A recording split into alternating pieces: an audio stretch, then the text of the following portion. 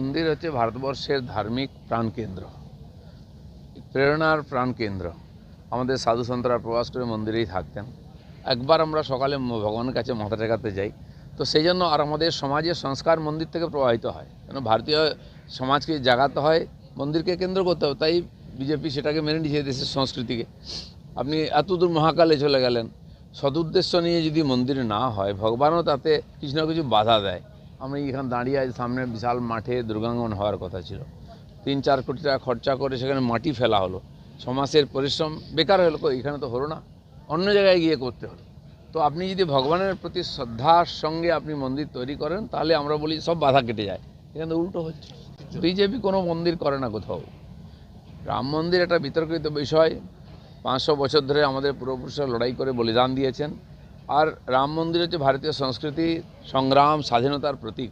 BJP তাকে support করেছিল এইমাত্র। সাধারণ মানুষ মন্দিরের জন্য চাঁদা দিয়েছেন, সাধারণ মানুষ তৈরি করেছেন, সাধু সন্তরা নেতৃত্ব দিয়েছেন। বিজেপি খালি নৈতিকভাবে সাপোর্ট করেছে, বাকিরা করার হিম্মত করেনি। আজ পরিস্থিতির কারণে তাদেরকে মন্দিরে যেতে হচ্ছে। খেলার নাম বাবাজি।